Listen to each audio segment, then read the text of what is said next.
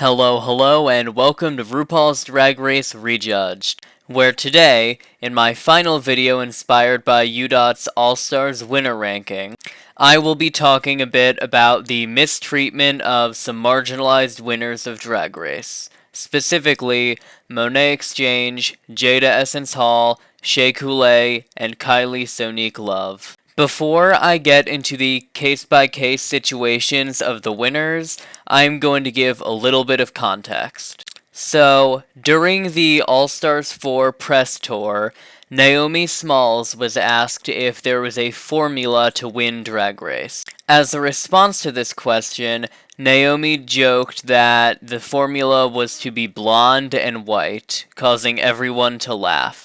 Now, normally this could just be written off as just a joke. However, the fact that it was true for the winners of All-Stars has led a lot of people to come to the conclusion that Monét Exchange was crowned solely to stop the Hall of Fame from being blonde and white 4 seasons in a row. The 4 winners that I talked about before have all been singled out for having only won because of their marginalization. Monét, Shea, and Jaida for being black, and Kylie for being trans.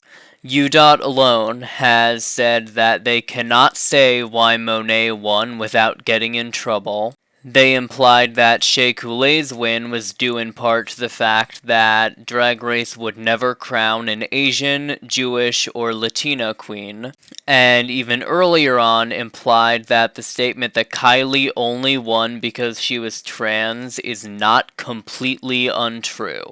I personally don't think I need to explain why it's not really a good look for people to be going around and claiming that almost every single marginalized winner of All-Stars only won because they check a certain demographic box. But I can say that within my opinion of their performances, I don't really see evidence that they only won because they were black or trans.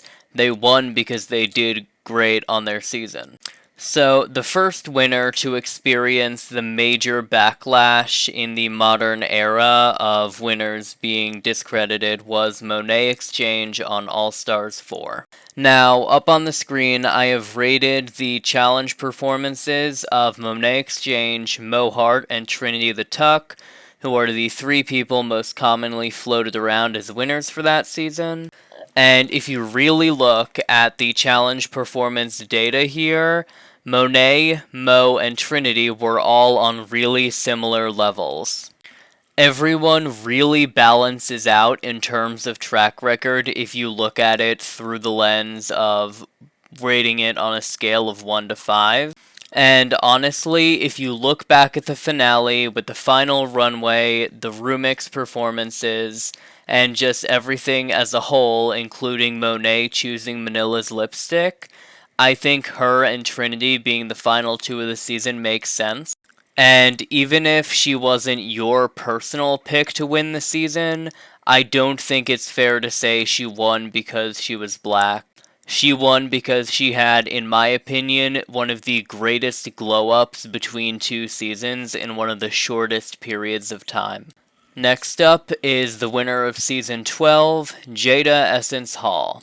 Jaida, as a whole, had the second best actual track record of the season, but despite having a great performance all season, a great performance in the fan vote, and a great performance in the finale, Jaida's win was greatly discredited based off the fact that she was crowned roughly 3 days after the Black Lives Matter protests began, with many people claiming that she only won because she was black. This is the main thing that me and UDOT agree on.